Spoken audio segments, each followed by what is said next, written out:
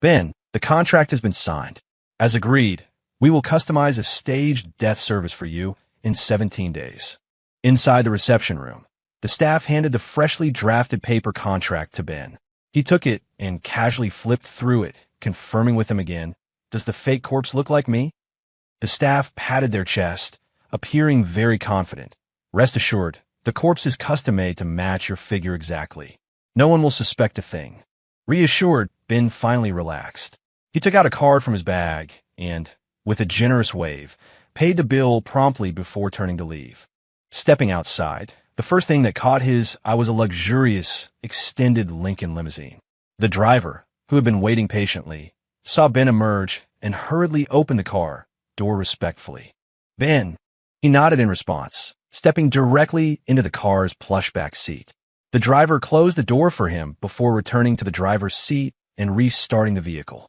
The car traveled smoothly, eventually stopping outside the Ben family villa. This was the house Ben had specifically bought to live with Amy. A slender woman walked in, dressed in a white, figure-hugging dress. Her aloof silhouette was straight as a pine tree. Her features were exquisite, but her demeanor was indifferent and unapproachable. She leisurely smoothed her skirt, walking directly towards Ben. She grabbed his arm and started pulling him towards the bedroom. "Amy, wait." Unexpectedly, he reacted strongly the next second, struggling to pull his hand free from her grasp. Amy's eyes, as deep and cool as moonlight, stared intently at him, seemingly confused by his behavior. "Don't want to? Isn't me sleeping with you every day the condition you set when you bought me?" "Recently. Not for now. I'm a little tired lately." Ben lowered his head, telling a lie, his words mumbled and unclear.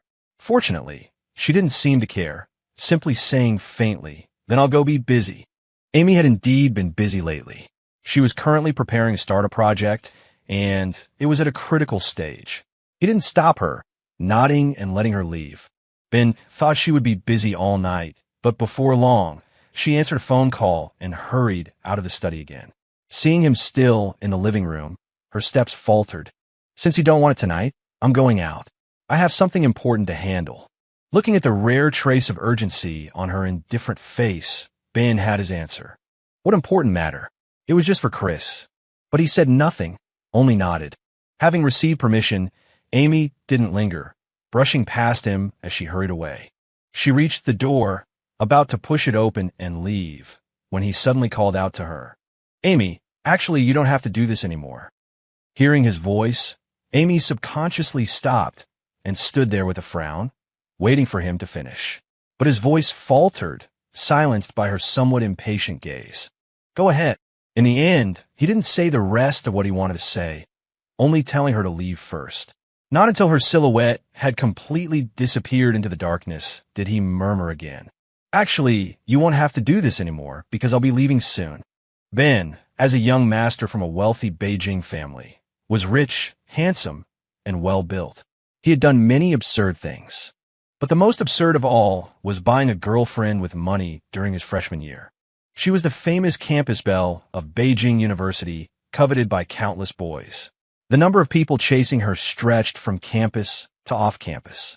But she was indifferent and aloof, rejecting everyone equally, spending her days only on classes and part-time jobs. Ben fell in love with Amy at first sight, wanting only to pluck this unattainable flower and possess her. So, after learning that her parents had passed away, that she had been raised by her grandmother since childhood, and that her grandmother had been bedridden in recent years, and that she was busy with part-time jobs just to pay for her grandmother's medical expenses, he found Amy and made a deal with her. He would pay her grandmother's medical expenses, and she would be his girlfriend, returning home on time every day and indulging in intimacy with him according to the agreed frequency, until he grew tired of her.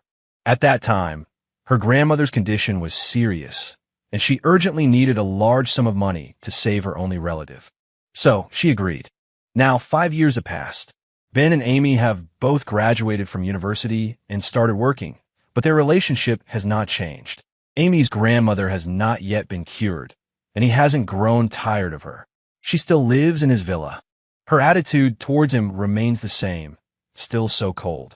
He isn't discouraged, thinking only that if enough time passes, he will eventually warm her heart.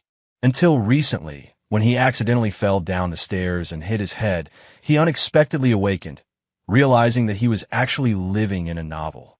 The female lead was Amy. The male lead was her childhood sweetheart, Chris. And he was just a villainous supporting character.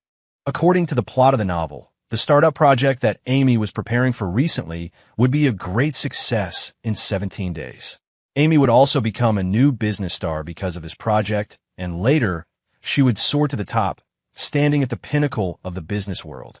And the first thing she would do after her success was give him a large sum of money and break up with him.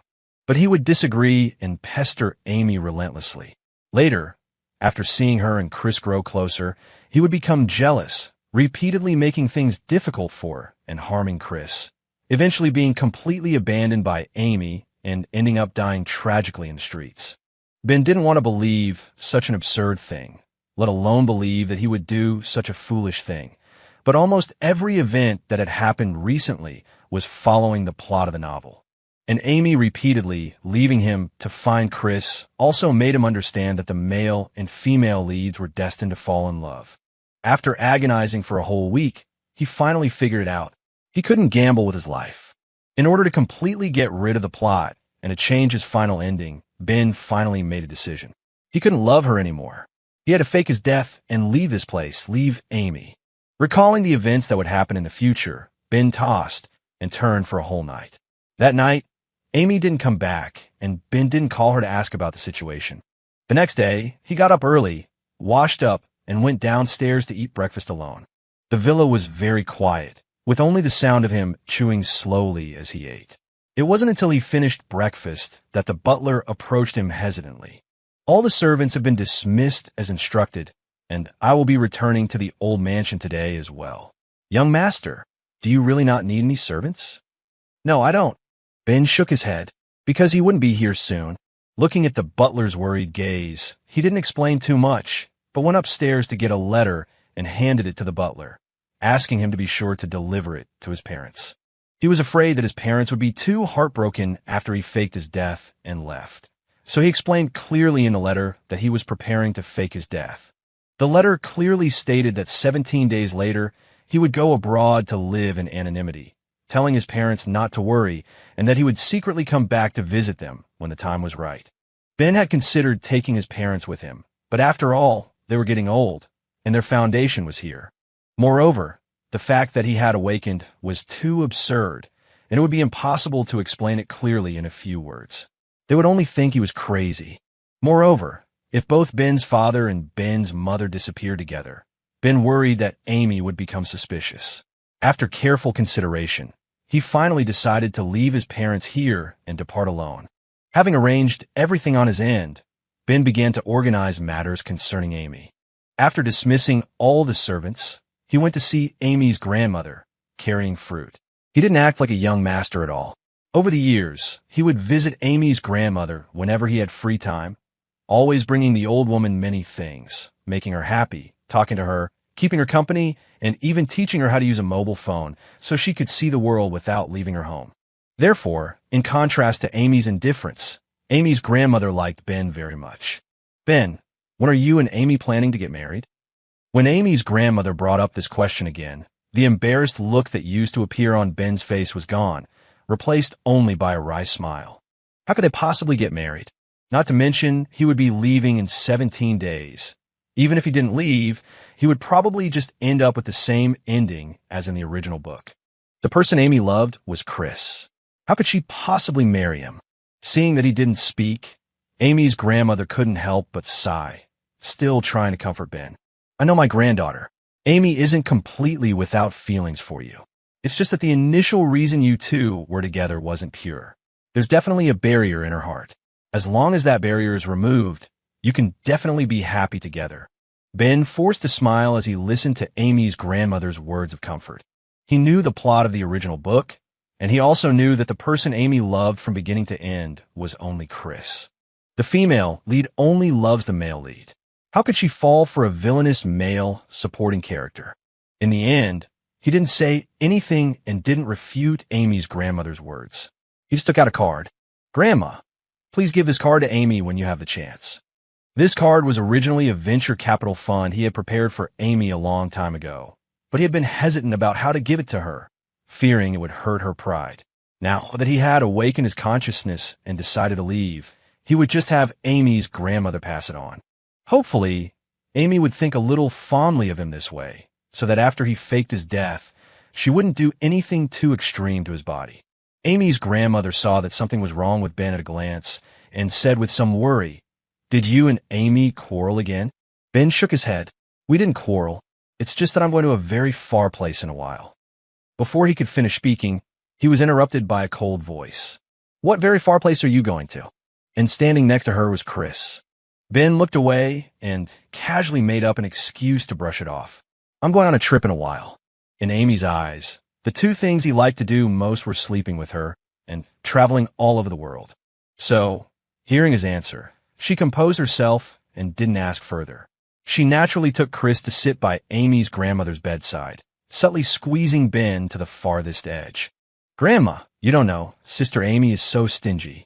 I just wanted to eat an ice cream on the way here, but Sister Amy wouldn't buy it for me. You have to talk to her." Amy glanced at Chris helplessly. Although her words were a rebuttal, they were filled with concern for him. "And you're still talking? Have you forgotten about your stomach problems again? You still dare to eat cold things? And who was the one who swore after the last time you had stomach pains that you would never dare to eat cold things again and asked me to supervise you?" Chris grinned and winked. Her eyes were filled with nothing but doting. Even though there were 4 people present, once Amy and Chris arrived, her eyes were only on him the entire time. Ben, squeezed far at the end, looked at the harmonious and natural atmosphere between them and couldn't help but laugh mockingly at himself. It was always like this. He was forever the outsider among them. But he wouldn't feel as sad as before.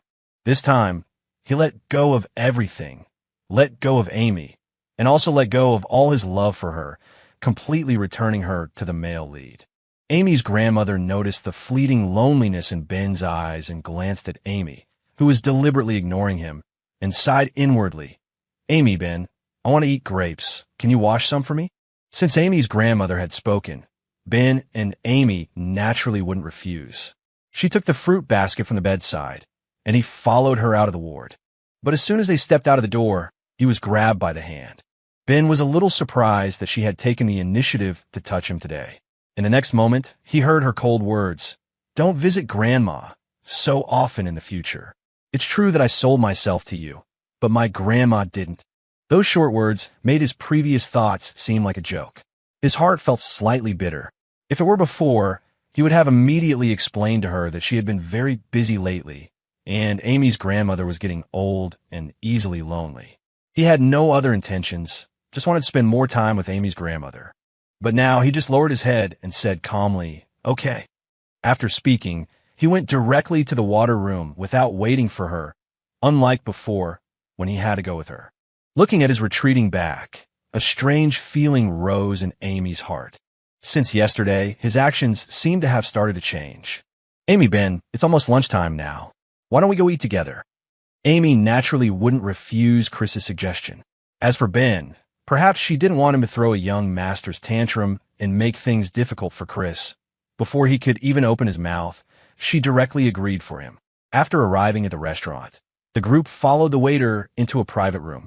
She readily took the menu and ordered dishes. But it wasn't until all the dishes were served that Ben realized that she had ordered all of Chris's favorite dishes.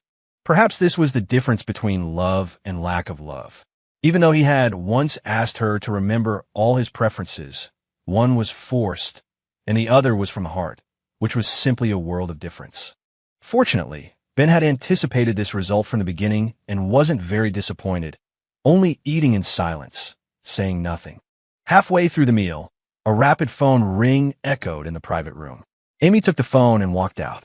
Ben, however, was stunned for a moment when he saw the pinky ring on Chris's hand as he ladled soup. "Where did you get that pinky ring?" Chris glanced at the pinky ring on his little finger, seemingly oblivious, and replied with a smile. "Oh, this? Amy gave it to me. I said it looked nice, so she gave it to me." Hearing this, Ben's face instantly turned ugly. This pinky ring was a gift that he had meticulously crafted for a long time, hurting his hands, and finally personally given to Amy on their anniversary. Inside the pinky ring was engraved a line of small words. Ben will always love Amy. He dissected his heart and offered his love to her nakedly, but she didn't care and casually gave it to Chris. An inexplicable surge of nameless anger rose in his heart, but the next moment, the plot of the original book reappeared in his mind. The person Amy liked was originally Chris, so she naturally wouldn't care about the things he gave her. If you were to fuss over these things now, wouldn't that make Amy hate him even more?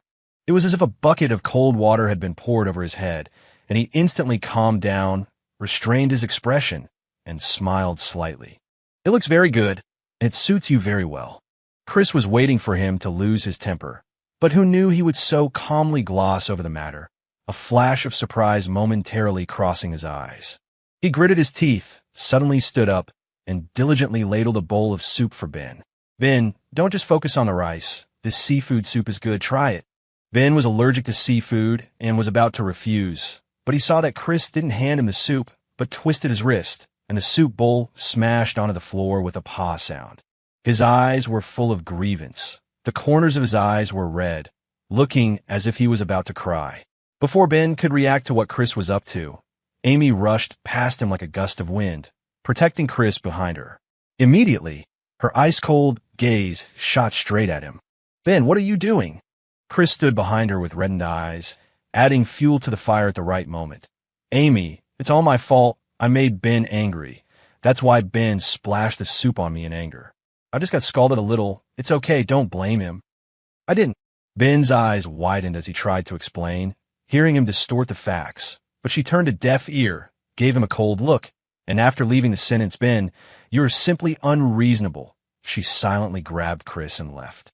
Watching her cold back and Chris's provocative gaze, Ben stood frozen in place, his heart sinking to the bottom. What he didn't expect was that in the following days, Chris seemed to have discovered that this trick worked well and became addicted to framing him. Sometimes he said that Ben had gotten him fired from his job. Sometimes he said that Ben had ordered the entire industry to blacklist him. And sometimes he said that Ben had people throw pain at his door, making it impossible for him to have peace. Amy endured it again and again, finally unable to bear it anymore, and grabbed Ben as soon as she got home. Ben, if you have a problem, come at me. Why are you targeting Chris? Having been in a relationship for 5 years, Amy's attitude towards him had always been cold. This was the first time Ben had seen her show such emotional expression, but it was to stand up for Chris. I didn't target him. I didn't do those things. He tried his best to explain, but she still looked like she didn't believe him. If it wasn't you, who else could it be? You can even buy a girlfriend. What else are you incapable of doing? Don't let this happen again. I've given you everything. Why won't you let go of the people around me? After leaving these words, Amy left in disappointment, unwilling to say another word to him, and went straight to the guest room. Ben watched her leaving figure, desperately suppressing the sadness in his heart. In her heart, he was always the one she didn't trust. But besides sadness, he felt more fear. He only had a few days left before he would leave. But if things continued like this, he was afraid that he would be killed by Amy before the fake death date arrived. He tossed and turned in bed for half the night, thinking it over and over, and finally came up with an idea. That night, he drove to Chris's residence. The first thing he said was, "Chris, let's make peace. From now on, I'll help you get together with Amy." Upon hearing this, Chris's eyes widened in disbelief. What nonsense are you talking about? Chris knew better than anyone how much Ben loved Amy. Otherwise, why would he willingly pay for Amy's grandmother's medical expenses for 5 years? And why would he still follow her without complaint after being rejected by Amy with a cold face time and time again? But now, Ben had actually taken the initiative to come to him, saying that he wanted to bring him and Amy together. Hearing his question, Ben shook his head. "I'm not talking nonsense. I'm sincerely trying to make peace with you. You don't need to bother framing me anymore. I don't have much time left. I'll be leaving Amy soon. You don't need to see me as a rival in love." He didn't seem to be faking it, but Chris still didn't believe him, suspecting some kind of trap. Ben didn't care whether he believed him or not. He simply acted. The next day, he stopped Amy as she was about to leave, handing her a ticket to Universal Studios. "I bought 2 tickets to Universal Studios tonight. Will you come with me? I'm busy with a project lately." Her expression was cold, but he interrupted her before she could finish her refusal. It was part of our deal that, besides the daily sex, you couldn't refuse any of my requests.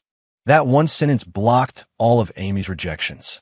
Frowning, she took the ticket, but quickened her pace as she left. Watching her figure gradually disappear, Ben picked up his phone, found Chris's number, and dialed it. The call was quickly answered. Without any pleasantries, he got straight to the point. "You got the ticket I sent over, right? I gave the other ticket to Amy. Dress nicely today and work on improving your relationship with her." Chris hadn't expected Ben to actually try to set him up with Amy. He gave a hesitant, and just as Ben was about to hang up, he suddenly spoke. "Why are you helping me?" The question reached Ben's ears through the phone. He was silent for a moment, but ultimately didn't answer. "You don't need to know that. Just do as we agreed. I'll set you up, and you won't frame me anymore." The phone hung up, and he stared blankly at the screen as it faded to black. He couldn't help but recall Chris's question from earlier. "Why are you helping me?" He wasn't helping Chris. The person he truly wanted to help was himself. Besides, Amy's true affections lay with Chris. He was simply accelerating the original plot and also giving himself a way out. As the sky grew completely dark, Ben received a message from Chris. It was a photo of them together. In the photo, Chris was looking at the camera, and Amy was looking at Chris. Her eyes were filled with tenderness and sweetness, an expression he never saw when they were alone. In the 5 years they had been together, he had asked countless times for a picture together, but her answer was always, "I don't like taking pictures." Apparently, principles could be broken when facing someone you liked. He scrolled further down the photos and was drawn to one in particular. The background was a restaurant, and in front of her were shelled shrimp meat and a pile of shrimp shells. He remembered that throughout their years together, he had always shelled the shrimp and placed the meat in her bowl, but she had never shelled one for him. Looking at these displays of affection he had once yearned for, he was silent for a long time before typing a message. "Good, you look good together." Chris had always thought Ben was doing these things for ulterior motives and had deliberately sent these photos to provoke him, hoping to reveal his true purpose. But this sentence, containing a blessing, made Chris realize that he completely didn't understand him. The typing indicator appeared in the chat box for a long time. Chris revised his message countless times before finally sending a sentence. "Was what you said yesterday true? Are you really planning to set me up with Sister Amy?" This time, he replied quickly with a single word. "Yes. From now on, Amy is yours." Ben had expected Amy to be happy when she came home today, but when she pushed open the door, she was still cold and indifferent, her tone even tinged with an inexplicable anger. "Ben, what do you mean by what you did today? What are you up to again?" He paused, confused by her attitude, but explained, "You mean the tickets? Something came up, so I couldn't go. I gave the tickets to Chris." Having said that, he asked earnestly, "Did you have fun today? Did you ride the Ferris wheel for couples? Did you go to the haunted house? If you didn't enjoy it enough, I have 2 more tickets. You can go with him again tomorrow." Amy couldn't figure out what his purpose was and stared at him for a long time. But he looked at her with sincerity, as if he really just couldn't spare the time, and gave the tickets to her and Chris. After a long while, she was the first to give in and went straight into the room. This time the matchmaking was successful. Ben continued his efforts, continuing to create various opportunities for them. For example, he invited her to a couple's restaurant, but as soon as they sat down, Chris walked up to them with a face full of surprise. "Sister Amy, what a coincidence." Before she could speak, the waiter came forward at the right time. "Sir, madam, this year is our store's anniversary. You are the 52nd couple to enter the store, and we will give you a pair of couple rings and take a couple photo for you." As soon as the waiter finished speaking, Ben suddenly stood up. "I suddenly feel a little unwell, so I'll go back first." Seeing him get up to leave, Amy quickly got up to follow, but he seemed to suddenly remember something and turned to look at Amy again. "Winning the lottery is a good thing. It would be a pity to waste it. Amy, why don't you and Chris go?" After speaking, he didn't wait for Amy to react and hurriedly left the restaurant, driving away quickly, leaving Amy stunned in place and Chris excited, pulling her to go and receive the couple rings and take a couple photo. Another example was that a university classmate held a class reunion, and Ben insisted on dragging Amy along. When they arrived, they discovered that Chris was also there. At the end, he took the initiative to push Chris in front of her. It's not safe for him to go home alone so late. You should drive him back first. I'll take a taxi. All right, don't rush back. He's drunk. Take care of him at his house. After speaking, he shoved the car keys into her hands without explanation and walked straight to the side of the road to hail a taxi. After a few times like this, Amy finally noticed the anomaly. During this time, she could always meet Chris in various occasions and at various times. And every time, Ben would leave alone, leaving her and Chris. It was as if he wanted to push her to Chris. A few days later, Amy returned home drunk from socializing. Seeing that Ben was lying in bed and seemed to have fallen asleep, she went straight to the bathroom without saying a word. As the sound of rushing water sounded, Ben suddenly opened his eyes. Looking back at the closed bathroom door, he quickly took out his phone and found a number, "Come to my villa right now." 20 minutes later, Chris knocked on the door of Ben's villa. Ben quietly came out to open the door for him and handed him the silk pajamas he had just found.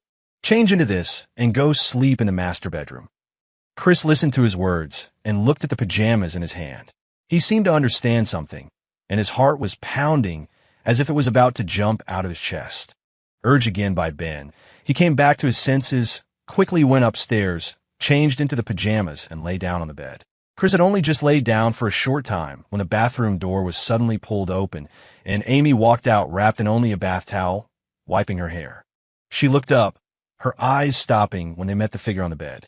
Perhaps thinking that it had been a long time since they had fulfilled their initial agreement, she took a few steps forward and hugged the person from behind very naturally, her voice with a hint of drunken hoarseness. "My period is over." Chris hadn't yet processed the meaning of the words when he felt the space behind him give way slightly.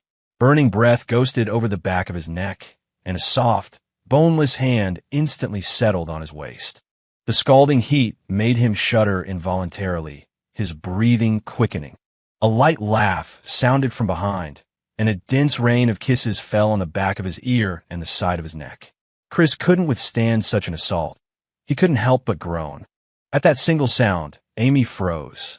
She abruptly pulled away, her voice filled with disbelief. "Chris!" In the living room downstairs, Amy sat on the sofa, Chris beside her, draped in a blanket, his face etched with embarrassment. Her face was ashen, her gaze fixed on Ben, who stood nearby. What exactly is going on? Ben hadn't expected her to discover the situation so quickly and felt a twinge of guilt. But he still concocted an excuse to try and cover things up. Chris's house lost power, so I let him stay here for the night. Then why was he sleeping in a master bedroom? Amy clearly didn't believe his reason, pressing for an answer. Ben hesitated for a moment before replying. "The guest room hasn't been cleaned yet. I thought it was just for one night, so I let him sleep in the master bedroom." Her gaze held anger, her chest heaving violently. She clearly didn't believe his explanation, but the most important thing now was to get Chris home. She forcefully suppressed her anger, not speaking, and silently pulled Chris away. When Amy returned, Ben had already gone back to the bedroom. Now that they were alone in the room, she no longer restrained her anger. Amy had noticed Ben's strange behavior for some time now. Until this moment, she had finally reached her limit. "Ben, what exactly are you trying to do? What? Have you come up with some new way to torment us?" Her undisguised words startled him. Ben hadn't expected her to think this way, and his heart felt like it had been struck a heavy blow, both painful and stifling. "I just thought I wanted to." The words of explanation tumbled out, but luckily he regained his composure and didn't blur out the rest. Her gaze was deep and unwavering, and she continued to press. "You want to what? Tell me. I'm sorry. I thought you would like it." His apology became the last straw, igniting the fire in her heart. "You're always so self-righteous." She coldly dropped those words, and with a chilling aura, turned and left the bedroom. Ben watched her retreating figure, dimly understanding something. That's right, she was still his. With her character and principles, even if she liked Chris, she wouldn't do anything with him. Fortunately, only 3 days remained, and everything would be over. With the departure date drawing near, Ben found everything in the villa that was related to Amy, discarding some, burning others, clearing everything out. From the various photos of her university speeches and debates that he had collected, to the couple's mugs, slippers, pajamas, and the good luck charm he had obtained for her. Every single item was proof of his love for Amy. The last things to be burned were the love letters he had written to her. He threw the letters into the fire, one by one, his thoughts drifting back to the past. Actually, in the beginning, Ben had pursued Amy normally. He had even spent 3 months writing 99 love letters, but the final result of each letter was that she rejected him. Later, when he saw her struggling with medical expenses, he came up with this plan so that she could accept the help and he could fulfill his long-cherished wish. Perhaps he was really wrong. True love can't be bought with money. The novels also said that the female lead, Amy, only loved her male lead, Chris. Thinking of this, Ben had no more attachments and threw the last love letter in his hand into the fire. The door suddenly opened, and Amy happened to be back. She immediately saw the colorful envelope being thrown into the fire. She hadn't read the contents, but she was very familiar with the envelope. It was the love letter he had sent her before, but had all been rejected by her. She felt her heart skip a beat, and the question blurted out before she could even think. "What are you doing?" Ben looked at Amy's stunned face through the blazing fire, feeling a little inexplicably strange. But after a moment, he still answered her question. "Burning things. These things are useless, so I'm burning them." Amy felt a little flustered. She could feel Ben's changes recently, and he was always doing some inexplicable things. She didn't want to argue with him, but when the words came out, she became unforgiving again. "Yes, you've gotten everything you wanted, so these things are naturally useless." Amy had mocked Ben quite a bit before, and every time he would be very sad, but this time he only felt calm in his heart. "It will be over soon." This abrupt sentence made Amy feel that he was a little inexplicable, not knowing what he was up to again. She didn't stay any longer and didn't bother with the things he was burning, going straight upstairs to the study. Ben still sat there motionless, watching the flames burn the last love letter to ashes. The flames, without the support of combustibles, could no longer be arrogant and finally died out in the dust. "Amy, from now on, forget this humiliating memory. Forget me, the villainous supporting male lead. You and I, let's both start a new life." The next morning, when Amy was about to go out, Ben stopped her. "Tomorrow is our 5th anniversary. I booked a cruise. Will you come with me to see the sea and the sunset?" He always did things on a whim, hoping that he wouldn't cause any more trouble this time. Amy thought this way and only gave a cold before going out. Perhaps because he had expectations, Ben felt that the day passed very quickly. Soon it was the appointed day, which was also the day he would fake his death and leave. He specially dressed himself carefully before taking Amy to the cruise he had booked. The scenery on the cruise was very beautiful. The afterglow of the setting sun sprinkled on the sea and the cruise, and the warm orange light shone on him. The sea and the sky reflected each other, forming a beautiful picture. Amy looked at the scene in front of her, and a strange look flashed in her eyes. But the next second, the rare tranquility was interrupted by a burst of urgent ringing. When Ben looked back at her, she was already on the phone talking about work. He knew that she was busy with the project she was working on. In a few hours, her project would go live. After the project went live, it would be a huge success. This was the turning point in her life, and also the turning point in his life. "Amy, if you were rich, what would you do?" When Ben spoke, Amy had already hung up the phone. Hearing his inexplicable question, she only said lightly, "Do what I want to do." When she said this, there was no extra expression on her face, as if she was just saying it casually. But looking at her face that never showed him even a hint of gentleness, he couldn't help but think in his heart, "When you become rich, the first thing you will do is to get rid of me, right? But Amy, this time I won't trouble you to do it." On the deck, the waiters began to serve the dishes in an orderly manner. Before long, the table was filled with exquisite food. The setting sun on the beach was down to its last sliver. Ben and Amy sat across from each other at the dining table. He looked at the exquisite meal, but had no appetite. She looked at him, as economical with her words as ever. Until Amy's phone rang again, breaking the silence between them. The screen lit up, displaying the 2 words Chris. She paused before answering the call. The moment she connected, Chris's voice, filled with sobs, came through the phone, clearly audible to both of them. "Amy, I had a car accident. Can you come to the hospital?" Amy frowned the moment she heard this. She turned to look at Ben. who put down his knife and fork in response. I heard. Do you want to go? She didn't hesitate. Anniversaries can be celebrated any time. Chris needs me now. He didn't speak, just looked at her calmly. Seeing him like this, her heart pounded inexplicably. She had been frighteningly calm since she was a child, and this was the first time she experienced a sense of losing control. So, she added, rarely, I'll make up the anniversary to you next time. After saying that, she picked up her phone and got up. He watched her hurried figure rushing off the cruise ship, not hindering her choice. After a long silence, he murmured, Amy, there won't be a next time for us. Ben watched the sunset alone. The last light of the sun was hidden beneath the sea. The lights on the cruise ship gradually lit up. A staff member boarded the cruise ship and walked straight to his side. Mr. Goo, everything is ready. Hearing the voice, he didn't turn around, still gazing into the distance. How will I die? Accidental fall into the sea. The news will spread in an hour. After that, your body will float at sea for 3 days and 3 nights, and then be found by the police, confirming your death. The staff member told him the details of his death one by one. Ben nodded, having no objection to this. Once everything was arranged, he turned and got off the cruise ship, taking one last look at the city. Then he put on the hat and mask he had prepared, broke his SIM card, and walked towards the airport without looking back. Amy, this time, I'll personally send you to your male lead. And I, this villainous supporting character, will completely log off from your world. Amy returned to the villa 3 days later. A long-lost smile was on her face. Chris's injury was improving. The project she had been busy with was a huge hit after it went live. She could finally enter the upper class on her own, instead of being a poor student who could only sell herself to pay for her grandmother's medical expenses. She had the first payment she received from the project launch in her pocket, ready to give it back to Ben when she saw him later.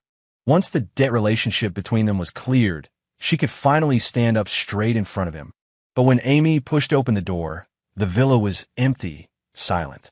Ben, who usually waited for her to return in the living room, was nowhere to be seen this time.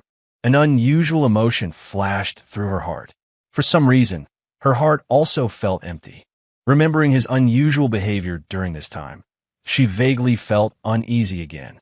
Was this another way he was planning to torture her? Unsure, she took out her phone to send him a message, but a news notification popped up on the home screen. Recently, the only son of the Ben family, the richest man in City A, has gone missing. Shortly after, a floating corpse was found at sea. After police confirmation, the floating corpse is the Ben family's young master. The cause of death is not yet clear. The short sentence struck Amy like a bolt of lightning. She couldn't believe her eyes. Her hand uncontrollably clicked on the news article. The photos that were released wouldn't be too clear, but she still saw the floating corpse at a glance. Her eyes widened, wanting to find evidence that the floating corpse wasn't Ben. But the more she looked, the more frightened she became. The body's build and clothing were unmistakably identical to Ben's when they had last seen him. He's dead? No, she had to see it with her own eyes. Unless she saw his body, she wouldn't believe he was gone. Amy staggered towards the exit, only a few steps away, but her legs were so weak she nearly fell several times. She had intended to drive to the police station herself, but when she tried to start the car, her hands trembled so much she couldn't even hold the keys.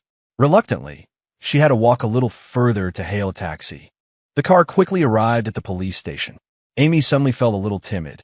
She didn't know what she would do if the body really was Ben. Miss, we're here. Aren't you getting out? The driver waited for a while, watching her expression change repeatedly in the rearview mirror. Considering their destination, he assumed she was confessing to a crime and couldn't help but sigh, thinking, what a shame for such a nice girl to end up like this. Amy was unaware of his thoughts. Hearing the driver urge her to leave, she suddenly snapped back to reality, pushed open the door, and got out. After entering the police station and explaining her purpose, a police officer led her to the place where bodies were stored. When she arrived, she discovered she wasn't the first one there. Ben's mother's eyes were swollen red, clearly from crying. Ben's father was much calmer, but his eyes were also somewhat red. Seeing someone approach, they looked up and recognized Amy, their feelings becoming complex. They had read their son's letter and knew that he had only faked his death to leave. However, they still felt resentful towards Amy. If it hadn't been for her, their Ben wouldn't have needed to resort to faking his death. The moment Amy saw them, her heart sank to the bottom. She suddenly couldn't bring herself to take another step forward, nor could she bear to look at the body that was so close. Initially, Ben's parents had made a fuss, but she refused to let go. Each argument ended with her saying, "You can only take the urn over my dead body." Amy moved out of the villa she once shared with Ben. When she was cleaning up, she discovered that everything in the villa that held memories of them had disappeared. Recalling Ben's strange behavior in the last few weeks, although the police had ruled Ben's death as an accidental fall into the sea, she stubbornly believed that his death was not an accident, but premeditated. That's why he refused to be intimate with her, why he wanted to push her towards Chris, and why he cleared away all the memories related to her. In the bedroom, Amy hugged the urn, surrounded by a floor covered in wine bottles, some standing and some fallen. Her eyes were filled with endless sadness and regret, along with a touch of self-mockery. Ben had been so obvious from the very beginning, so why had she been completely oblivious? Another gulp of strong liquor burned as it went down, and the intense pain spread throughout her body. She reached out to caress the patterns on the urn, closed her eyes, and his smiling face suddenly appeared before her. Ben. She was lost in her own world, unable to pull herself out, when the bedroom door was suddenly kicked open with great force. The light streamed into the darkened bedroom, and the blinding light made her squint. She looked up and saw a figure standing in the doorway. The figure, seeing the state of the room, panicked. Stepping carefully between the wine bottles, Chris rushed to her side, trying to take the urn from her arms and help her up. "Sister Amy!" The exclamation made her remember who was in front of her, but her body had already instinctively dodged his hand, tightly clutching the urn to her chest. The wariness in her eyes stabbed at Chris's heart, but looking at her haggard face and bloodshot eyes, his voice softened involuntarily. "Amy, you'll end up hurting yourself if you keep going like this. Put the box down first, and let's go to the hospital, okay?" Hearing his voice, her eyes flickered, and she finally looked at Chris directly. Her voice was calm, but he heard a hint of accusation in it. "You knew too, didn't you? Knew that Ben had decided to leave long ago, but kept her in the dark." Chris was stunned by her question, and it took him a long time to realize what she was asking. His expression instantly changed. He looked wronged, with an expression that seemed to say, "How could you think of me that way?" "Amy, I really didn't know anything. Back then, it was Gu himself who approached me, saying he wanted to cooperate with me." "Cooperate? What kind of cooperation?"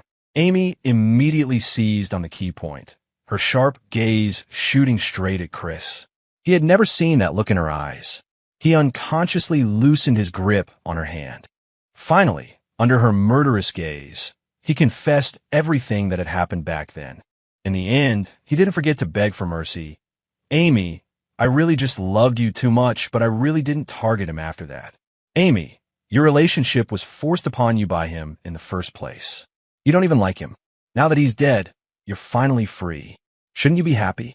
Before he could finish his sentence, her hand grabbed his neck. "Who told you I didn't like him?" Chris was so frightened that his eyes turned red, and tears instantly filled his eyes. Soon, large teardrops streamed down his cheeks, landing on her hand, scalding her, and causing her hand to stiffen and quickly retract. After a long silence, she turned her back to him, hiding the coldness in her eyes. "Leave. I don't want to see you again." Amy didn't know why seeing him cry made her heart ache along with him, but she knew very well that she didn't love him. Otherwise, she definitely wouldn't have attacked him just now. But just like how she had always lost her mind because of him and had repeatedly ignored Ben for his sake, just like how she didn't actually always have to be at odds with Ben, but the words she spoke would unconsciously change their meaning. She couldn't see her own heart clearly, and she couldn't control her words and actions. Until Ben died, the gauze that had been covering her heart was lifted, and she finally saw her heart clearly, but she found it even harder to understand her past actions. At that moment, a sense of false absurdity spread through her heart. 5 years later, a quiet bar on the outskirts of a prosperous city in Country C. when Ben's parents sent another large sum of money. Worried that their son would have a hard time living alone in a foreign country, Leo finally couldn't help but make a phone call to them. "Mom and Dad, how many times have I told you I'm doing fine here? You don't have to worry about me, and you don't have to transfer money to me so often." Ben was very helpless. 5 years ago, he changed his name to Leo and came here. His parents were worried that he wouldn't have a good life here alone, so the thing they had done the most over the years was to transfer money to him. He used that money to open a bar near the school. The clientele was stable. Every year a batch would leave, and then another batch would come. Over the years, he had actually lived a very comfortable life. But as they transferred money to him more and more often, Leo felt a faint unease in his heart. Although he had been in country C all these years, he had not given up on paying attention to news from home. Therefore, he also knew clearly what had happened in the country in the past 5 years. Amy's grandmother had passed away the day before Amy became a rising star in the A-city business world. Leo regretted not being able to see the old lady one last time, but compared to seeing Amy's grandmother one last time, he valued his life a little more. Amy was indeed excellent, just as the original story described. It was also because of this that he had been trying to reduce contact with Ben's parents for the past 5 years. He worried that close contact would make her notice something amiss. If everything returned to its original state, then his efforts of the past 5 years would have been in vain. But he didn't know why. According to the original plot, she should have already confessed her feelings to Chris and confirmed their relationship. However, in reality, she had been single for a full 5 years. He heard that she kept his ashes with her every day. Unknowing people always praised her for her deep affection, but Leo always felt that she kept the urn for some other purpose. Thinking of this, he couldn't help but shiver, secretly resolving to reduce contact with China in the future. Suddenly, the sound of someone knocking on the bar came from behind him. He subconsciously turned around and met a pair of deep eyes. "Bartender, a margarita, please." A long-lost and familiar voice, coupled with the features he had spent thousands of days and nights with, so familiar that he could trace them with his eyes closed, made Leo's heart skip a beat, leaving him stunned in place for a moment. "Bartender?" Amy raised her eyebrows, raising her voice to call out again. Leo hurriedly hung up the phone call he was on, feeling a pang of annoyance in his heart. He knew it. With more contact with China, with her intelligence, she would eventually discover that he wasn't dead. He just hadn't expected her to come so quickly, catching him so off guard. Leo forced himself to appear calm, pointed to the closed sign hanging on the clear partition, deliberately lowered his voice, and then spoke. "Closed today. Not open for business." Amy chuckled, picked up the sign, and showed him the side facing upwards, revealing the words "Open for Business" on the front, her eyes full of interest. "If I'm not mistaken, the closed sign is supposed to be for the customers to see, isn't it?" Leo was taken aback. His gaze followed her hand to the sign he was holding, and he realized that he had forgotten to flip the sign over. A look of embarrassment appeared on his face. He then reached out and snatched the sign, hanging it back up with the closed side facing outwards. "Now it's right. Miss, Jing Say is closed today. If you want a drink, maybe you should try another place."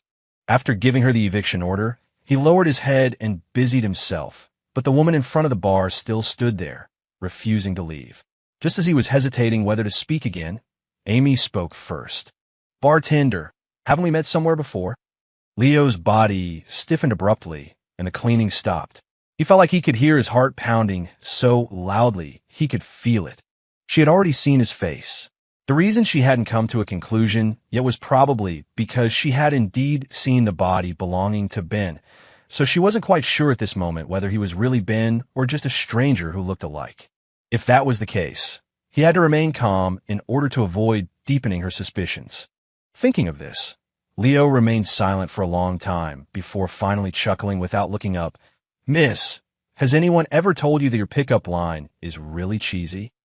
"No, I haven't hit on anyone before." Amy's answer was without any hesitation, as if she was eager to prove something. He was only focused on how to get her out of there as quickly as possible and didn't hear the meaning in her words. He just kept urging her to leave. Helpless, she had to take a step back first. Then, "Bartender, will you be open tomorrow?" Seeing that she was no longer pressing him, Leo quietly breathed a sigh of relief. After hesitating for a moment, he feared that dodging too obviously would make her suspicious. But if he didn't, with such similar faces, and she had tracked him down here, she would definitely become suspicious. After thinking it over for a moment, he chose a more moderate answer. It depends on my mood. Students are on vacation recently, and there aren't many customers at Jingsa, so I might not open. It was clearly a polite rejection, but to Amy's ears, it sounded like an implication. She continued to speak on her own. Does the owner mean that if there are many customers, you will open? Hearing her words, Leo, who had been holding back for a long time, couldn't resist any longer. He glanced up at her, then quickly lowered his head. If you really want a drink, madam, there are many quiet bars and bars nearby. There might be some elsewhere. You don't have to stick around Jingsa. What had happened in these 5 years? Why had Amy become so clingy? He hid the surprise in his heart and didn't dare ask too much. She, however, just stood there, waiting for his answer until he nodded helplessly. Only then did she leave with a smiling face. Leo really didn't understand what she was suddenly doing this for. Seeing her figure disappear, he took out his phone again and called Ben's parents. They quickly answered the phone. Ben, what's wrong? Is there something the matter? Amy found me here.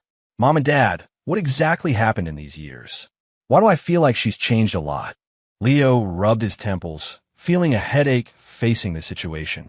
Ben's parents were silent for a moment, then hesitantly asked him the reason why he suddenly said he wanted to fake his death back then. After 5 years, his parents asked again. After thinking about it, he still didn't hide anything and told the story of awakening as a dream. Initially, Ben's parents disagreed with them being together, not because Amy was poor, nor because they felt she was not good enough for him.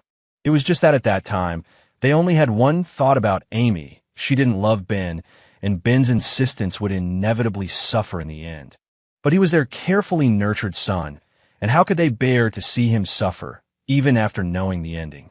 But he was too stubborn at that time, determined to not let go of Amy, refusing to give up until he ran into a brick wall. Later, he really did run into a brick wall and realized his parents were right. Now, their attitude had changed again. Ben, over the years, we have watched her step by step to where she is today. We can feel that she likes you. If it's just a dream, why don't you come back? As Ben's mother finished speaking, Ben's father's voice followed closely. That's right, Ben. And didn't you say that she found you? It's been 5 years. Come back, and we'll help you get through this tribulation, okay? Leo ultimately didn't agree directly. Male support awakening sounded too absurd, and it was within his expectations that Ben's parents didn't believe him. As for Amy loving him, he didn't believe it. They had been together for 6 whole years.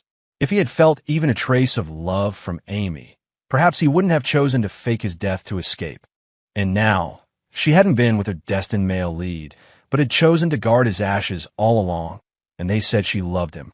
But who knew if she was just deviating from her trajectory because of his fake death and would one day return to her proper course? That night, Leo tossed and turned, unable to sleep all night. When dawn broke, he finally fell asleep drowsily. When he woke up again, it was already afternoon. He didn't know why, but he slept particularly well this time. So well that his memory was like it had just awakened from a dream and was completely chaotic, making it hard for him to tell what year it was. He sat on the bed in a daze for a long time before his memories finally returned. He hurriedly got up and rushed to the Ching bar, where Amy was indeed waiting outside. But she wasn't the only one outside the door. There were also some familiar customers from the past. Logically, after he said a few days ago that he might not be open for business these days, they shouldn't have come. Even if people came, there would only be a few scattered ones. But at this moment, not only did they come, but they came in full force, gathered in large and small groups around her. Without guessing, Leo knew that Amy must have called them. Amy saw Leo walking towards her at a glance, and a smile finally appeared on her gloomy face. She stepped forward, her tone quite meaningful. "Boss, you really did come after all." The moment Leo saw Amy, he suddenly froze. The memories he had just sorted out became chaotic again. A trace of confusion flashed in his eyes, but in the next second, he returned to normal. After greeting the other customers one by one, he took out the key to open the door. As he pushed the door open and walked inside, he saw her immediately follow him, and a burst of inexplicable irritability arose in his heart. He had already chosen to leave, making room for her and her childhood sweetheart. Why didn't she stay in the country and be with Chris, but instead came to him? The store quickly became lively. While Leo was making drinks for the customers, he felt somewhat inexplicable about his recent behavior and emotions. It was strange. Ever since Amy appeared, his memory seemed to be getting confused. For a moment, he even felt like he wasn't himself anymore. Fortunately, that feeling didn't last long, but in the end, Leo still identified the source of these changes. Amy. She sat down at the bar and ordered the same margarita as yesterday. The margarita wasn't difficult to make. Soon, he placed a mixed drink in front of her. "Miss, your drink." She took the glass but didn't drink it. She just stared straight at him and suddenly said, "My name is Amy." "Okay, Miss Lynn." Leo's expression was as usual, as if he really didn't know her. He just nodded. His reaction made her gradually lose patience. Amy had investigated him before coming to Country C. She had noticed something wrong with the Ben family a month ago. Except for when she first saw the bodies, she didn't see any parental grief on their faces. At first, she thought they were just hiding their grief in their hearts, until she discovered that Ben's family's funds have been transferring overseas for the past 5 years. After investigating, she discovered that Ben's family seemed to be hiding a big secret. Leo Ben. The same face, the same figure, about the same age. One disappeared, and then the other suddenly appeared. If there was only one similarity, it could be considered a coincidence, but too many similarities put together left only the most impossible answer. She spoke, her voice filled with certainty. "Ben, how long do you want to keep hiding?" Leo looked up at her, his eyes filled with incomprehension. "Miss Lynn, are you mistaken?" "My name is Leo. Of course, you can also call me Bruce." He was determined to deny that he was Ben. What did she do to him? Anyway, Ben's identity had really been canceled 5 years ago. Now, only Leo existed in this world. Amy didn't expect him to react this way, and she laughed in anger. "Leo, an orphan with no parents, you came to Country C 5 years ago to seek refuge with relatives. However, in these past 5 years, although there's a senior who's been relatively close, he's not from Country C and hasn't even been there. In other words, no one has ever seen this so-called relative of yours. And in recent years, you've been in close contact with the Ben family, the richest family in City A, with a large sum of money being deposited into an account under your name every 6 months. Mr. Leo, can you explain these things?" Hearing her statement after statement, Leo couldn't help but swallow. How could she have investigated so thoroughly? She probably wasn't this dedicated to him, even when they were together, was she? Now that he had changed his identity and faked his death to leave, she had investigated his new identity in such detail. Leo was infuriated, and his gaze towards her became somewhat impolite. "Miss, I have no grudges or animosity with you. We're not related. Why are you investigating me? Why I came to Country C and who I associate with doesn't seem to concern you, does it?" Amy was choked by his words and was momentarily speechless. After a pause, she thought of another reason. "I once received a favor from the Ben family. Your actions are so suspicious, and you took such a large sum of money from the Ben family. I have the right to suspect that you have ill intentions." She thought this would make him open up, but he only glanced at her suspiciously and then blocked her words again. "Even if I have ill intentions, it should be the Ben family who comes to trouble me. It doesn't seem to be your place to interfere, does it? And what is your position to question me? A friend of Aunt Goo and Uncle Goo, or the kept woman of their deceased son?"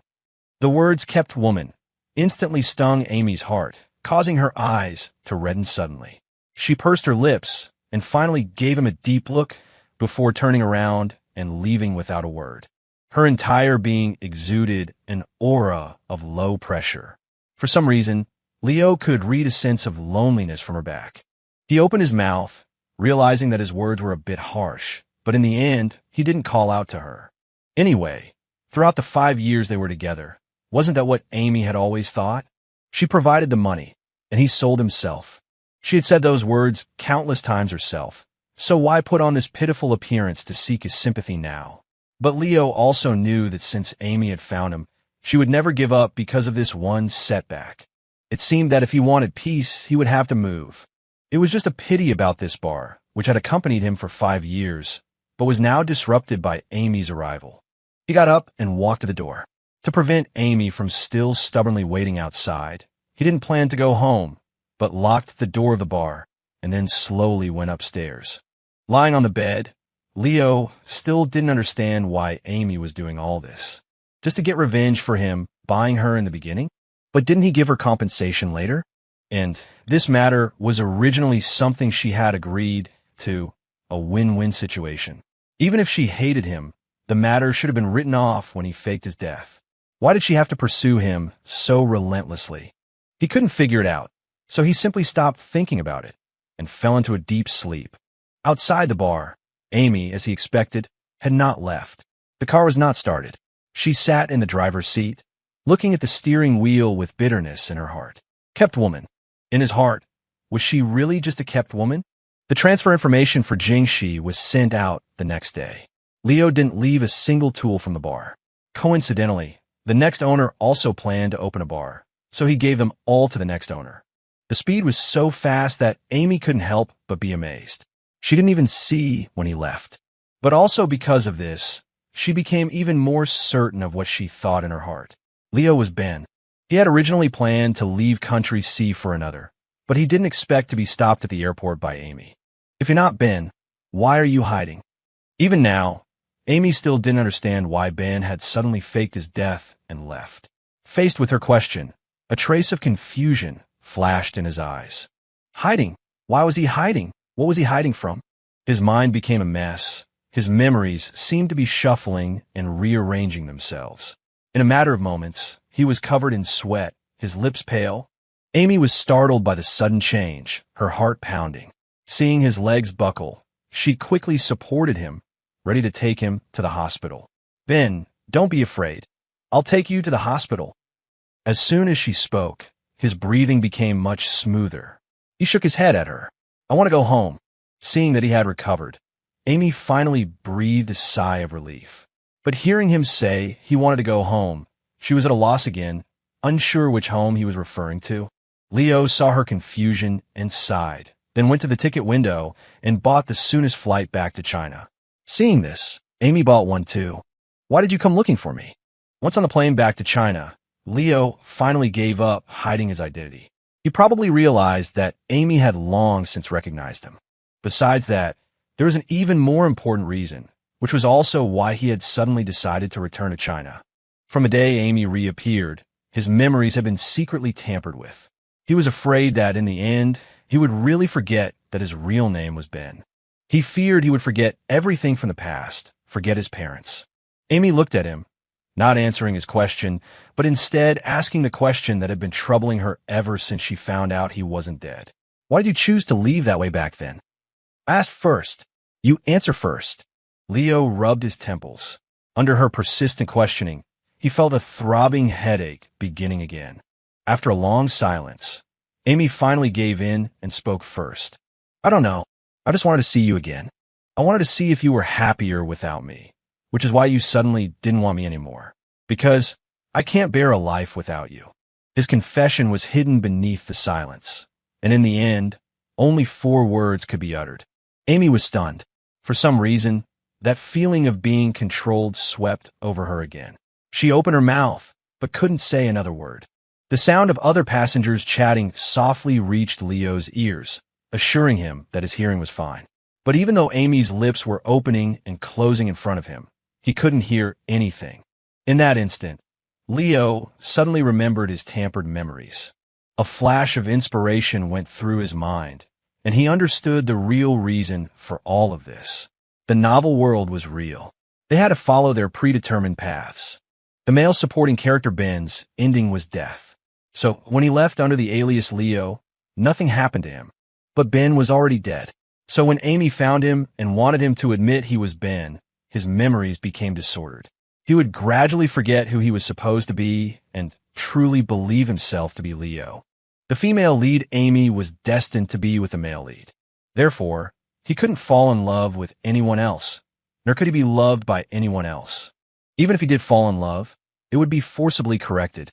So, he could return to China, but there would never be any outcome between them. Because in Amy's world, Ben could only be someone who had already died long ago. When the plane landed, Leo didn't stop or look back at Amy standing there. Amy wanted to chase after him, but her legs felt like they were filled with lead, rooted to the spot, unable to move. She could only watch his back grow further and further away, finally disappearing into the bustling crowd. It wasn't until Chris, dressed in a white shirt, appeared at the airport and waved to her, "Amy, I'm here to pick you up. Did you bring me a gift from your business trip this time?" The moment Amy saw Chris, who had been avoiding her for so long, suddenly appear, she felt a strange unease in her heart. Hearing him define her trip abroad as a business trip and expertly ask her for a gift only intensified that feeling. This Chris, it seemed, hadn't appeared since 5 years ago, after she discovered he had once framed Ben and told him to get lost. Like a broken circle, inexplicably returning to its original form without any repair. She didn't know what was happening, but at this moment, she only had one thought.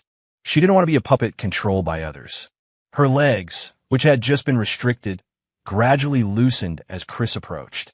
She stepped forward towards him, but a hint of coldness flickered in her eyes. She seemed to understand why Ben had suddenly left back then, and now, she thought, she might also have to make some attempts. Chris's chattering voice still surrounded her ears, making her head ache. Suddenly, she stopped and looked at him, her voice cold and devoid of emotion. "Shut up. Can you be quiet? It's so noisy." Abruptly scolded, Chris paused, a hint of grievance appearing on his face, but his words still carried a tone of concern. "Amy, what's wrong? Are you too tired? Then let's go home quickly." He tried to take her hand, but she shook him off. He tried to talk to her, but she ignored him. Leaving the airport, the driver who had been waiting outside opened the car door for her. As soon as she got into the car, she closed her eyes tightly, ignoring Chris, who was about to strike up a conversation. She didn't see his grievance, nor did she notice the hint of resentment hidden beneath it. It's all Ben's fault, not letting anyone rest in peace even after death. Ever since Ben's death, Amy had always been indifferent to him like this. But before that, she never resisted his approach. Before that, he could feel that she wasn't completely without feelings for him. He really thought Ben was helping him, but he never expected Ben to have such a plan, wanted to make sure everyone was miserable. But after Chris' resentment, he felt a sense of helplessness. He hated Ben, but so what? Ben was already dead, and he had become Amy's untouchable white moonlight, and Chris couldn't even do anything to him. But soon, he discovered that he was wrong. The car stopped in front of Amy's villa, but she didn't go home. Instead, she walked straight in the other direction. Chris was stunned and quickly got out of the car to follow her. "Amy, where are you going?" Amy, walking ahead, didn't wait for him or answer his question. Chris could only follow closely behind her. But as they walked, he noticed something was wrong. The direction she was going was towards the Ben family. But ever since Ben's death, Amy's relationship with the Ben family had deteriorated rapidly, and she hadn't been to the Ben family since. She had just returned from a business trip today, so why would she suddenly think of going to the Ben family? Although Amy's villa and the Ben family were in opposite directions, the distance wasn't too far, so the two of them didn't walk for too long before arriving at the Ben family's villa. Inside the living room, Leo had already arrived home. Ben's parents were gathered around him, asking about his experiences in Country C over the past 5 years. Leo patiently answered. The doorbell rang at that moment. He turned back, a hint of puzzlement in his eyes. The maid went to open the door, hesitating for a moment upon seeing who was outside. However, Amy disregarded everything and barged in. The living room door was abruptly opened. Leo instinctively turned his head, his eyes meeting Amy's and Chris's. "You're not dead." The instant Chris saw Leo's face, he couldn't contain the shock in his heart and exclaimed. But immediately afterward, a surge of anger welled up within him. So that was his true plan all along? First, suggest bringing him and Amy together to stabilize him. Then feign his death to consolidate his position in Amy's heart, and finally return at the right moment, so that he could completely steal Amy away. Chris looked at him, the resentment in his eyes almost impossible to hide. His direct gaze naturally attracted the attention of Ben's parents, causing them to frown. The maid, who had rushed over, panting, saw the five people already facing each other in the living room and apologized repeatedly. "Master, madam, they just barged in. We really couldn't stop them." Madam Ben waved her hand, signaling the maid to leave. She finally breathed a sigh of relief and quickly exited the living room. The moment the door closed, Leo looked at them, his tone displeased. "Miss Lin and Mr. Jiang are making quite a show. I wonder what business you two have forcing your way into a private residence." Amy knew her behavior was impolite, but she also knew that if she waited for the maid to announce her, she might not be able to see Ben. She could only apologize to him first. "I'm sorry, Ben, but I just want to talk to you. I don't mean anything else." After explaining her own matter, she remembered Chris, who had followed her in, and she couldn't help but rub her temples in irritation.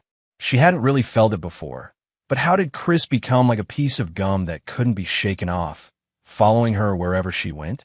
She turned her head to look at him, a hint of impatience flashing in her eyes. "Why are you following me all the time? Don't you have anything else to do?" Once again, she excluded him completely. Chris began to feel wronged again. He disliked her too much. He was too afraid of losing her. But why was she unwilling to even let him follow? They had been childhood sweethearts for many years. Hadn't she always favored him before? But to prevent Amy from disliking him even more, Chris ultimately left the living room first. But he didn't leave the Ben family's villa. He wandered aimlessly near the entrance, thinking of waiting for them to finish talking so he could see her as soon as possible. Inside the living room, Ben's parents exchanged glances and then turned to look at Leo and Amy, who were standing opposite each other in a stalemate. Neither of them spoke. Finally, Ben's father coughed lightly, breaking the atmosphere that was about to completely freeze. "We have something to do, so we'll go upstairs first. You two young people should sit down and have a good talk about whatever problems you have. Don't always quarrel and throw tantrums." After saying that, he didn't wait for their response and directly got up and went upstairs. The huge living room was suddenly left with only two people. After a long silence, Amy finally spoke, but she was immediately interrupted by Leo. "Just say what you have to say. You were the one I bought in the first place, and you've always been cold to me. Now that the contract is over and we've broken up, it doesn't seem like our relationship has reached the point where we can address each other like that. Moreover, Ben is already dead. The one who's alive now is only Leo, the Ben family's adopted son." Before she could finish speaking, she was interrupted by Leo. "You like me, and then what?" Having failed to correct the form of address, Leo eventually chose to skip the topic, directly continuing with what she had said. Amy was taken aback, not understanding the meaning of his question, while he simply maintained a cold face, his voice devoid of any emotion. "Ben, who is entangled with Amy, will only have one ending, and that is death. Amy, I don't believe you haven't noticed anything unusual." The events on the plane were vivid in his mind, but Leo believed that even if he didn't know about the part of his memory that had awakened, even if he still hadn't realized that the time he almost fainted was due to her and his memory disorder, and the time he lost his voice was enough to make him understand that there was definitely something wrong with this world. Amy recalled the feeling of control that she had once sensed, which could be called blatant. She moved her lips, but found herself speechless. She had indeed noticed it, but she was unwilling to accept her fate. She had someone she liked, and didn't want to be manipulated into embarking on another journey without him. "Ben," she had just uttered the first syllable when she remembered what Leo had said. "Ben, who is entangled with Amy, will only end up dead." She then forced herself to change the form of address, looking at him with a determined gaze. "Leo, wait for me. I will reach you without any obstacles. When that day comes, no one will be able to stop us anymore." Leo stared at her as she declared her ambitious aspirations, stunned and speechless for a moment. No one will be able to stop them. Will that day really come? Without being controlled by the plot, without having his memory erased, without having to helplessly watch him fall in love with someone else? Leo had once thought he had accepted this ending, but until Amy spoke these words, a sliver of hope uncontrollably rose from the bottom of his heart. He watched her turn and walk away after saying this, and finally lowered his head with a sense of melancholy. "But Amy, I have waited for you for a long, long time, but I still can't be sure. Do you really love me? Or are you just mistaking obsession for love?" Otherwise, why have I never felt your affection for me? He muttered to himself. Ben's father and mother, who were upstairs, heard that there was no more noise downstairs and quietly poked their heads out, looking at their son's lost and lonely figure, unable to help but feel heartbroken. The two hurriedly went downstairs and walked to Leo's side, gently comforting him. "What's wrong, Ben? Did you quarrel with her?" Leo, who was originally just feeling a little down, instantly lost control of his emotions upon hearing Ben's mother's gentle voice. He buried his head in Ben's mother's arms and burst into tears. Ben's father and mother didn't know what had happened either. They wanted to comfort him, but didn't know where to start. They could only exchange a flustered glance, and when they saw the bewilderment in each other's eyes, they helplessly looked away, comforting him in a cautious and gentle tone, waiting for him to calm down on his own.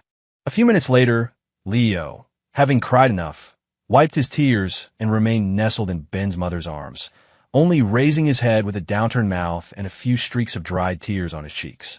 "Dad, Mom, what do you think? What if the dream I had was real?" Only then did Ben's father and mother understand that he was still uneasy because of that dream. They couldn't help but find it a little funny that he had faked his death because of a dream and lived alone abroad for 5 years, which was already quite unbelievable. Now that he was finally willing to come back, he was still so hung up on that dream. However, when their gaze met Leo's aggrieved look, they quickly straightened their expressions. "Don't be afraid, Ben. No matter what happens, Dad and Mom will be with you to get through it. She shouldn't have seen anything, right?" Thinking this, her gaze darkened, and she scanned back and forth between him and the garage, squinting her eyes and asking, "Where did you go?" "What could I do?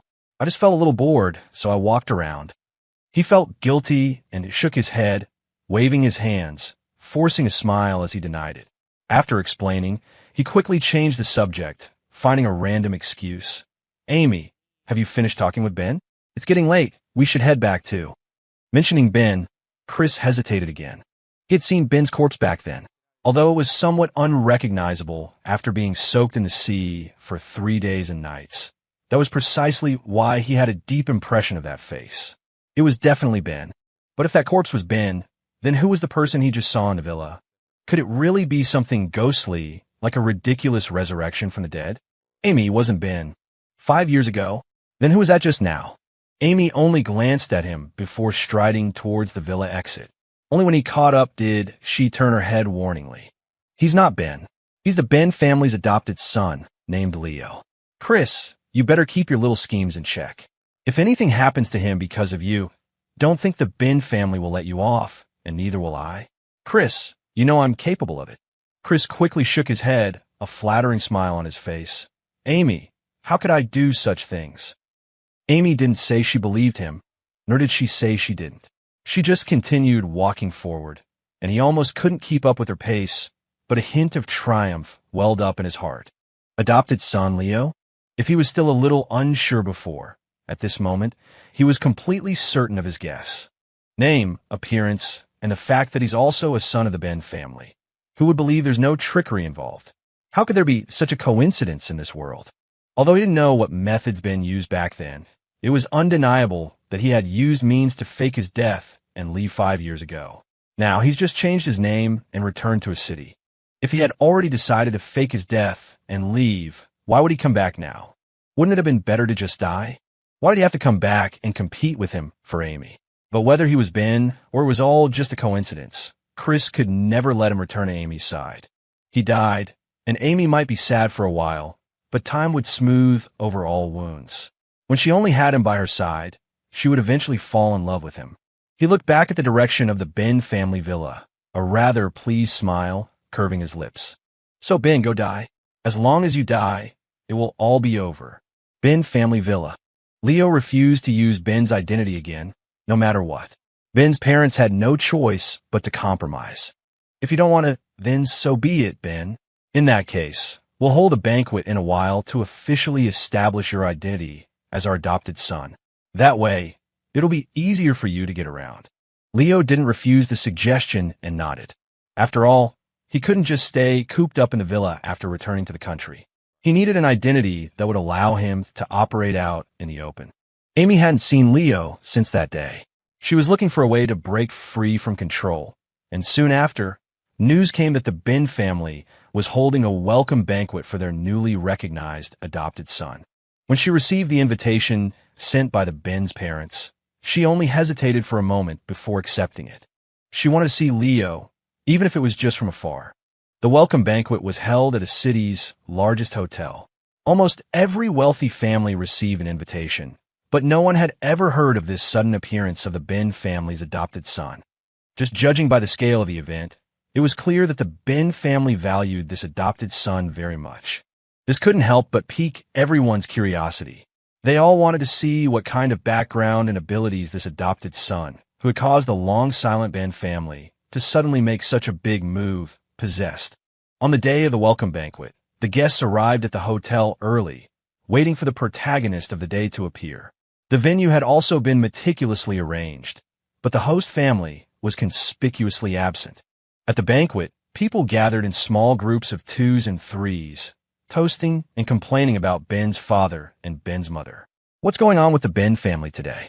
They called us all here, saying they're going to introduce their newly adopted son, but we've been here for so long, and they still haven't arrived? Exactly. Usually, the host family arrives first for banquets. Old Ben isn't hosting for the first time. How could he make such a mistake? In a corner, Amy listened to the discussions and felt her eyelids suddenly twitch violently. A sense of unease flashed through her mind. Ben's father and Ben's mother and Leo had not appeared.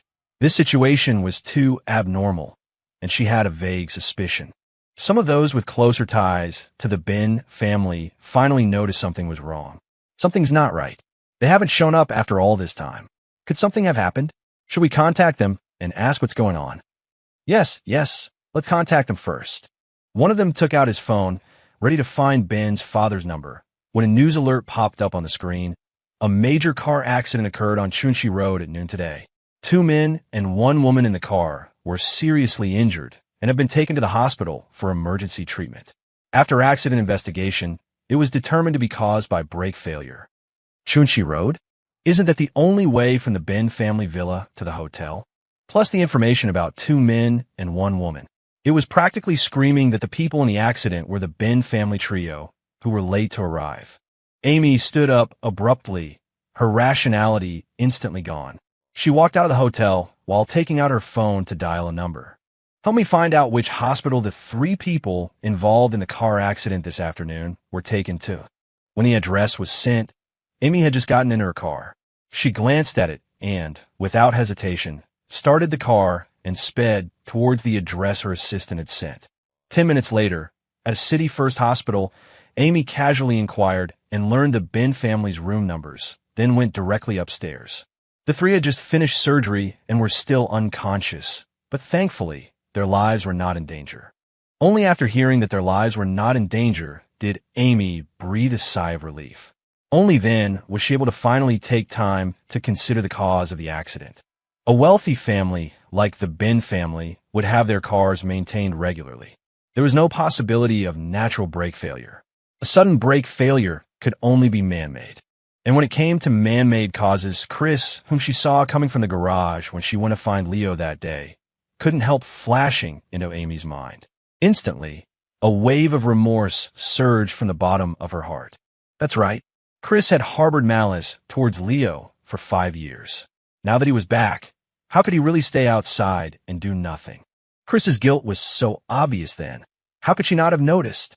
If she had been more careful and reminded Leo earlier, would they not have suffered this misfortune? After remorse came uncontrollable anger. She had warned Chris that day, saying that if Leo was harmed because of him, not only would the Ben family not let him go, but neither would she. And now, he had treated her words as a passing breeze, causing all 3 members of the Ben family to have an accident and end up in the hospital. Chris, well done. After lying in the hospital for a full week, Ben's father and Ben's mother and Leo finally woke up one after the other. Seeing the caregiver beside him, Leo subconsciously tried to sit up, but was stopped and soothed by the caregiver in time. I am the caregiver hired by Director Amy. Your parents are in the next room, and Director Amy has also hired caregivers to take care of them. Please rest assured. You've only just woken up, and your injuries haven't fully healed, so be careful not to move around too much. His mind was still a bit hazy, a complete mess.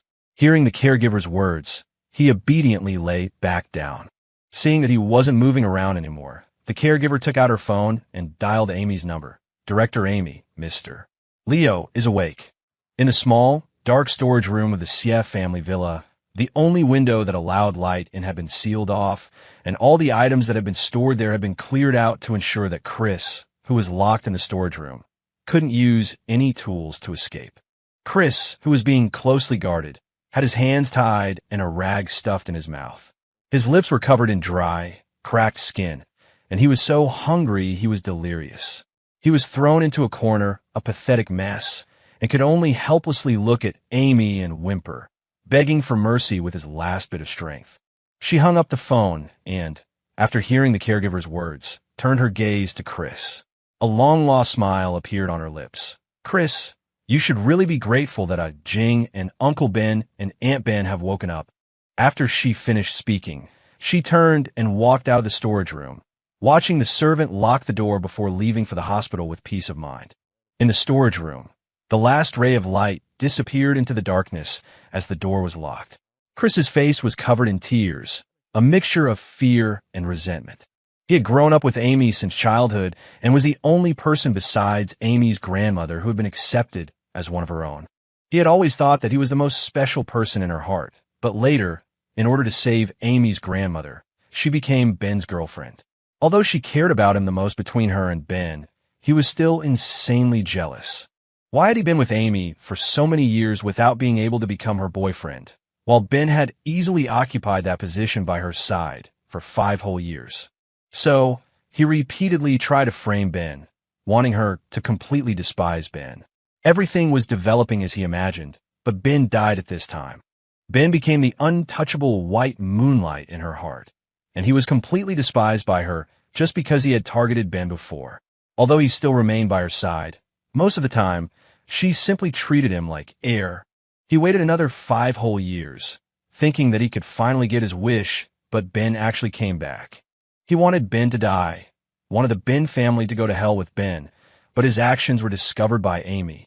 He had been locked in this dark storage room for a whole week, without seeing the light of day, tortured by her every day, and even eating and drinking water had become a luxury. He had fallen to this point, but Ben and the others were still alive and well. Chris's chest was filled with grief and hatred with nowhere to vent. He clenched his teeth so hard that the metallic taste of rust soon filled his mouth, but he was not very conscious. The extreme thirst made him think only of how thirsty he was the moment he tasted blood. He raised his bound hands and bit down hard on his wrist. Meanwhile, Amy was driving to the hospital when a sudden pain shot through her head. Her grip on the steering wheel loosened, and the steering wheel suddenly went out of control, crashing straight into a tree outside the road. Loud honking blasted in her ears, and her head slammed into the steering wheel with the force of the impact. Screams, the sound of shattering glass, and in her blurry consciousness, she seemed to hear something dripping onto the ground. Was she going to die? Alarm! Alarm! The male and female leads are in mortal danger. Their vital signs are weak. The world is about to collapse. Male and female leads? What does that mean? Who is speaking in her ear again? Is this a hallucination before her death? Amy didn't have time to think before falling completely into unconsciousness. When she woke up again, she found herself in a strange space. Countless lines of code floated in the air.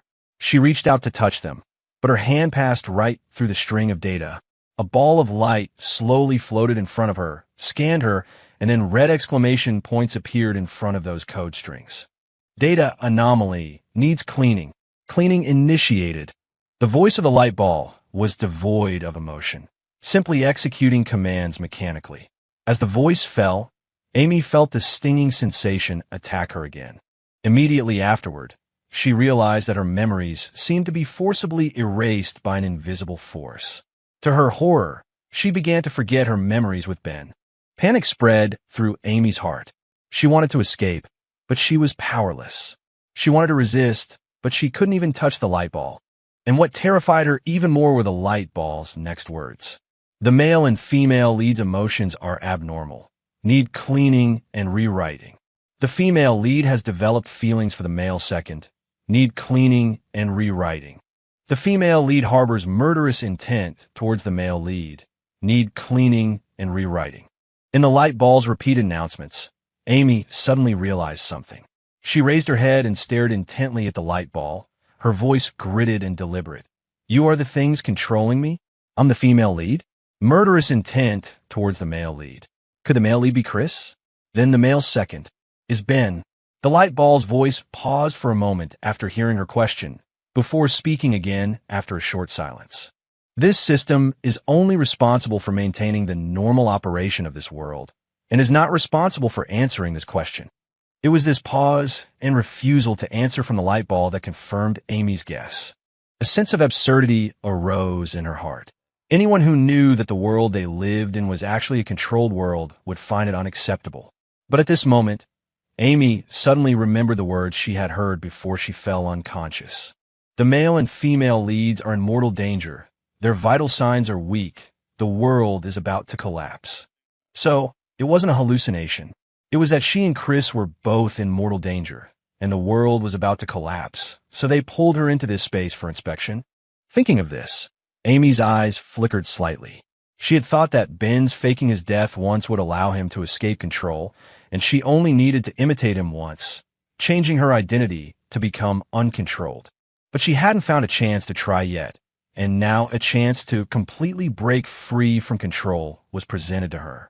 Since the death of the male and female leads would cause the world to collapse, and this thing that called itself a system only cared about the normal operation of the world, then she had room for negotiation. Let me go. I don't want to be your so-called female lead. I just want to be with Ben. Amy breathed rapidly, afraid that the system would react and continue to cleanse her memory. If she really forgot Ben and became a puppet living under someone else's control, she would rather die. The system's light flickered, seemingly not understanding what she was saying. She then heard her speak again. You can cleanse my memory, but you can't erase my love for Ben. Even if I forget these things now, one day after I leave, I will eventually remember. The person I truly love is not the bullshit male lead you set up. If you force me to follow the plot, then I will kill myself. Isn't being the female lead good? You can have enviable opportunities and endless wealth. A male lead who centers his world around you. If you want, you can become the most powerful person in this world. Its voice softened, carrying a tone of admonition, hoping that this human would understand its implications. As long as she accepted having her memories clearly rewritten, returning to the track that originally belonged to her, she would have everything she wanted, except for the love she desired, the love with the second male lead. It was a pity that Amy was completely unlured by it. She stubbornly shook her head, her eyes firm. I don't want anything. I just want to be with my Ben. Even if you lose everything you had before, you won't regret it. The system didn't understand human emotions. It only knew that, in its opinion, this choice was not a beneficial one. But she nodded. No regrets. But Ben is destined to die. The meaning of his existence is to complete his entanglement with a female lead and eventually die at her hands. The system's words sent a chill down Amy's spine. She stood there stunned, her mind blank. So, even though Ben had faked his death once, he was still destined to walk the original ending. The system watched her dazed expression with satisfaction, indulging in its own mischievous pleasure. Although you couldn't see its expression on the orb of light, the frequency of its pulsating showed its current smugness. Who told her to dare threaten it? Since it was born in this space, it had managed countless worlds, so many that it had long lost count. Just a male lead from a small world. It could just replace him with someone else. The thought abruptly stopped at that moment, and the frequency of its pulsating also suddenly paused. Wait, wasn't what she wanted was to not be the female lead. The system paused for a moment, the data it was loading almost becoming a jumbled mess. In an instant, it went all in with a self-defeating attitude, pretending to glance at the development of the plot, and didn't continue to tease Amy. Oh dear, Ben actually finished his plot 5 years ago and died. Only when she heard this sentence from the system did Amy suddenly come back to her senses. So, what it meant by Ben being destined to die was the same as what Ben had told her at the beginning. She breathed a sigh of relief, but the system's attention shifted to her again. Everything you have now is brought to you by the female lead halo on your body. If you really decide to give up the identity of the female lead, when you return to the real world, you will have nothing. Not every supporting character can have an opportunity like Leo to become the only son of the richest man. If you actively give up the identity of the female lead, someone else will take the position of the female lead, and you won't even be able to leave your own name. Just like Ben. If she was Ben, then she was destined to die. If she was Leo, an insignificant character who had never been mentioned, she could walk the path she wanted for herself. The system thought its words could scare Amy, but who knew she still nodded firmly. I voluntarily give up the identity of the female lead and voluntarily give up everything that came from it. Absolutely no regrets. The system confirmed again, and her answer remained unchanged. Absolutely no regrets. Leo heard the caregiver say that Amy would come the day he woke up, but she never appeared until the day he and Ben's father and Ben's mother were all discharged from the hospital. He originally thought the caregiver was lying to him, but later learned that Amy had been in a car accident, was seriously injured, and almost didn't make it. He was shocked and quickly asked the caregiver to take him to see her. In the intensive care unit, Amy was unconscious, and only the thin layer of water mist on the respirator mask and the beeping electrocardiogram could prove that she was still alive. Hearing the caregiver say that she had lost consciousness while driving on the way to see him, resulting in the car accident, filled him with a sense of guilt. Seeing her again after 5 years, he had never given her a kind look because he said he had never felt her love for him. But now, seeing her lying lifelessly on the hospital bed, his heart ached. When he and Ben's parents had the accident, she had arranged for people to take care of them. But when she had the accident, he only found out after he had fully recovered. I'm sorry, Amy. Actually, he didn't owe her anything. Their relationship back then had been her insistence. It was normal for her to dislike him. Later, she gave up on that relationship, wanting to escape her tragic ending, but she had persistently bothered him. He had harbored resentment towards her because of those 5 years, and he had never taken her indifference to heart. He lowered his head, his voice tinged with a sob, but out of the corner of his eye, he noticed her fingers seemed to twitch. Leo's heart skipped a beat, and he quickly pressed the call button. Soon, a doctor arrived. Amy woke up. When she opened her eyes, the doctor had already left, leaving only the accompanying nurse instructing a man. She turned her head in his direction, and Amy's gaze froze for a moment when she saw that face, Ben. Someone who had died 5 years ago? No, that's not right. She remembered the welcoming banquet the Ben family had widely publicized a few days ago and realized he was the adopted son. She frowned, instinctively disliking the Ben family. Seeing him about to approach, she quickly stopped him. What are you doing here? The familiar yet distant voice startled Leo. He hadn't expected her to react this way. Just as he was about to explain, Leo realized something was wrong. She wasn't Amy, or more precisely, not the Amy from before who had said she liked him and would fearlessly pursue him. She was more like the Amy in the original storyline who loathed Ben. Realizing this, Leo instantly withdrew the emotions from his face. Just checking on you. And thank you for arranging for people to take care of me and my parents after our car accident a while ago. I'll return the money to you. After speaking, he didn't look at Amy's reaction and turned to leave. Walking out of the hospital room, Leo's pace gradually slowed. If the current Amy had become the Amy from the original storyline, then what about the previous Amy? Had she disappeared? He walked out of the hospital with a sense of loss. Ben's parents were already waiting for him in the car. Seeing his expression, they assumed Amy was severely injured and couldn't help but ask a few worried questions. However, Leo shook his head. She's awake, but she probably won't associate with the Ben family anymore. Ben's parents couldn't get to the bottom of it and could only go home first. But when they arrived at the Ben family villa, the car, which should have driven straight into the garage, stopped at the entrance of the villa. Master, madam, young master, there seems to be someone at the gate. Hearing the driver's words, the three of them peeked out with some confusion. There was indeed a thin figure curled up at the gate. Because they couldn't see the person's face clearly, Ben's parents subconsciously mistook the person for a beggar and frowned, preparing to have her driven away. But Leo suddenly had a flash of inspiration and stopped Ben's parents. getting out of the car directly. Seeing Leo heading straight for the beggar, Ben's parents were unable to stop him and had to get out of the car as well. Leo had already stopped in front of the person. "Who are you? Why are you here?" The beggar raised her head, revealing a face he had admired for many years. Seeing it was him, surprise instantly lit up her eyes. "Leo, I told you I would come to you without any obstacles, and I did it. From now on, I'm not the female lead Amy anymore, just Anna. The price, though, is that I have nothing left. So, are you willing to buy me again? Room and board is enough. I can warm your bed."